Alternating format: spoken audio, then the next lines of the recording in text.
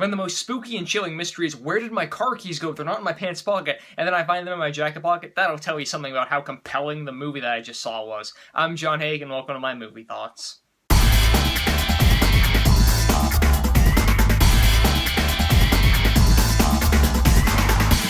The Snowman. So some of you guys are probably seeing the horrible Rotten Tomatoes score for this movie right now. It's at like an 18 or 19%. You're like, John, why would you go watch that? I really liked the trailer to this movie. It seemed really intriguing, very suspenseful, very mysterious. Michael Fassbender is one of my favorite working actors today. Rebecca Ferguson's a great actress as well. And I am a big fan of mystery movies. So going in, I heard that this movie was about Michael Fassbender playing kind of a renegade type of cop, teaming up with Rebecca Ferguson, and the two of them are going off investigating this guy who kills women that he doesn't really approve of, who are a bit too promiscuous. And then he builds snowmen and makes their decapitated heads the top part of the snowman. And I'm like, this sounds really intriguing. I really liked Gone Girl a few years ago. I even really liked that movie Girl on the Train that came out last year. It wasn't like a top 10 best movie of the year or anything like that, but I loved it a lot more than a lot of other people did. A lot of people hate that movie, but that's kind of a different matter. Anyways, I went into this movie thinking it's October, it's the Gone Girl, Girl on the Train season. I'm up for a good spooky mystery. I really like the actors, I really like the trailers, and I walked out despising this movie. I thought this thing was so poorly done through and through. The entire thing is both weirdly edited and extremely boring.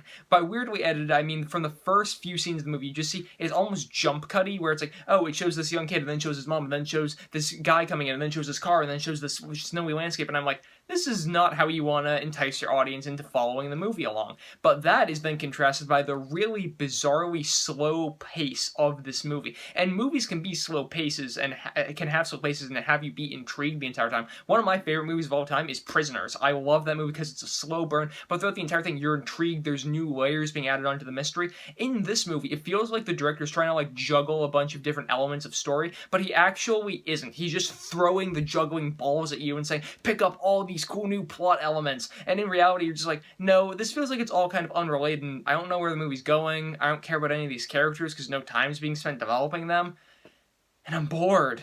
The movie feels like it's just dragging on, man, and I feel like the director really kind of dropped the ball on that one. I know this guy's done a few other really compelling movies that I have not personally seen, so I can't really say that, oh, he has talent here and there, but no, this thing really, it dragged on, and it was not something I was a huge fan of. Again, the characters' work felt very sloppy throughout the entire thing. Michael Fassbender gets like a decent performance, like maybe a little phoned in, but overall, even when he phones in, he's pretty good. But his character, you're like, alright, they're trying to make him have a backstory, but in reality, you don't care about his backstory, you care more about his family, or like his ex-family, and why are they trying to do so much about this? They're trying to give Rebecca Ferguson's character a backstory when in reality we're supposed to be focused on the case. You feel like this movie's trying to be so much and be so epic and next level, but in reality, again, it's just a boring snooze fest that you're like, it's only 2 hours, felt like it was 2:45, and again, I walked out of this movie completely bored, not really caring about anything that happened in it. I thought the entire movie was trying to set up so much, and it really just wound up not being about that much at all. There were so many subplots that didn't really tie together towards the end of the movie. I felt like there was one in particular, I'm like, why was this even in here? It makes no sense at all. You could have focused in more on